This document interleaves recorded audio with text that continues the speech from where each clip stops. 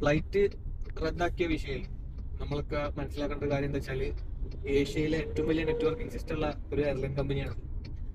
DGCA ഈ rule ഇറക്കിയിട്ട് അല്ലെങ്കിൽ ഇത് നടപ്പിലാക്കും എന്ന് പറഞ്ഞിട്ട് ഒരുപാടായി. ഇത്രയും സമയം കിട്ടിയിട്ടും അവരതിന് പ്രിപ്പയർ ചെയ്തില്ല എന്നുള്ളത് അവരുടെ മാത്രം മിസ്റ്റേക്കാണ്. അല്ലാതെ ഒരു ഇഷ്യൂ വരുമ്പോൾ നമ്മൾ എപ്പോഴും പറയുന്ന ഒരു കാര്യം, നമുക്ക് ഇന്ത്യക്കാർക്കുള്ള ഏറ്റവും വലിയൊരു പ്രശ്നമാണ്, ഒരു ഇഷ്യൂ വന്നതിന് ശേഷം മാത്രം അതിനെ പറ്റി സംസാരിക്കുള്ളൂ. അല്ലാണ്ട് ഒരു പ്രിക്കോഷൻ അവർ എടുക്കൂല.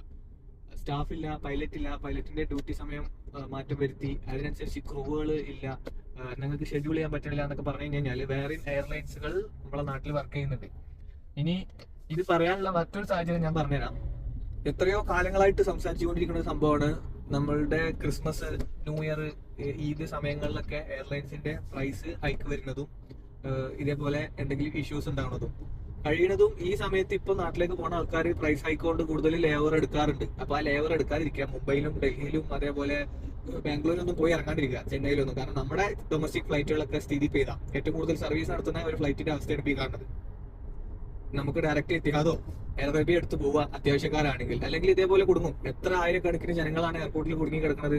ഈവൻ ആപ്പുകളിൽ പോലും ചില സംഭവങ്ങൾ അവർ ഇതുവരെ അപ്ഡേറ്റ് ചെയ്തിട്ടില്ല, ക്യാൻസൽഡ് ആണോ റീസ്കെഡ്യൂൾഡ് ആണോ എന്നുള്ളതൊക്കെ. ഇതൊക്കെ ഭയങ്കര വീഴ്ച തന്നെയാണ്. അല്ലാണ്ട് പെട്ടെന്നുള്ള നിയമം വന്നുകൊണ്ട് ഞങ്ങൾക്ക് കഴിഞ്ഞില്ല എന്നൊക്കെ പറഞ്ഞു കഴിഞ്ഞാൽ അതൊക്കെ ഭയങ്കര, നിങ്ങൾ കസ്റ്റമേഴ്സിനെ ഒരിക്കലും പോലും അതിനെ ഇത് ചെയ്യുന്നില്ല എന്നുള്ളത് മാത്രമാണ് ജനങ്ങൾക്ക് മനസ്സിലാവുന്നത്. അതേപോലെ ഇപ്പോൾ ഇവർ ക്ലോസ് ചെയ്തപ്പോൾ ബാക്കിയുള്ള എയർലൈൻസിന്റെ പ്രൈസ് ഹൈക്ക്, ഇതിനൊക്കെ ആര് കൺട്രോൾ ചെയ്യുന്നു വിചാരിച്ചിട്ടാ? എപ്പോഴും ഇത് തന്നെയാണ് അവസ്ഥ. നമ്മള് വർഷത്തിലോ എന്തെങ്കിലും ഒരു ആവശ്യത്തിന് ഒരു യാത്ര ചെയ്യാൻ നിൽക്കുമ്പോഴോ അല്ലെങ്കിൽ നാട്ടിൽ പോകുമ്പോഴോ ഒക്കെ ഇങ്ങനെ ബുദ്ധിമുട്ടുകൾ അനുഭവിക്കുകയാണ്. ഇത്ര ലീവ് തിരിച്ചു പോകണവര്, അല്ലെങ്കിൽ ടൂർ പാക്കേജ് എടുത്തവര്, ഗർഭിണികള്, വയസ്സായ ആളുകള്, എത്തിപ്പെടേണ്ട സ്ഥലങ്ങള്, അവരുടെ ആരോഗ്യ പ്രശ്നങ്ങള്, ഇതൊക്കെ കണക്കിലെടുക്കണ്ടേ? ഏറ്റവും വലിയ നെറ്റ്വർക്ക് സിസ്റ്റം ഇന്ത്യയിലുള്ള ഒരു കമ്പനി ആയതുകൊണ്ടാണ് ഞങ്ങൾക്ക് ഇങ്ങനെ. പക്ഷെ അത് നിങ്ങളുടെ ഏറ്റവും വലിയ ഫാൾട്ടാണ്. ഒരിക്കലും നിങ്ങൾ പറയരുത് ഞങ്ങൾ ബാക്കിയുള്ള എയർലൈൻസിനെ പോലെയല്ല. നിങ്ങൾ പിന്നെ എന്തിനാ അത്രയും ബുക്കിംഗ്സ് എടുത്തത്?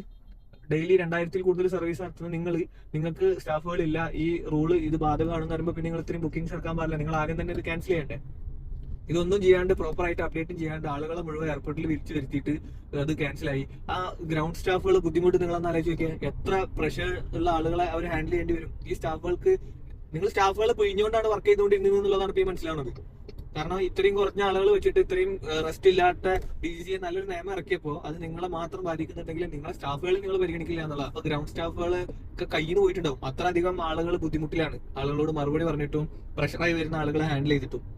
വളരെ മോശം സമ്പ്രദായമാണ്. ഇതിനൊക്കെ എത്ര പ്രാവശ്യം നമ്മുടെ ഗവൺമെന്റിനോട്, ഇന്ത്യൻ ഗവൺമെന്റിനോട് പറഞ്ഞാലും പ്രൈസ് ഹൈക്കിനെ പറ്റിയിട്ടും ഈ സർവീസുകളുടെ മോശത്തിനെ പറ്റിയും പറഞ്ഞാലൊന്നും അതിനൊന്നും ആക്ഷൻ എടുക്കൂല. എന്നാൽ ഹെൽമെറ്റ് ഇല്ലാതെ ഒന്ന് പോയി നോക്കിയിട്ടുണ്ടെങ്കിൽ ഭയങ്കര ആക്ഷനും പിടിച്ചുകൊണ്ടോലൊക്കെ ആയിരിക്കും പറഞ്ഞു.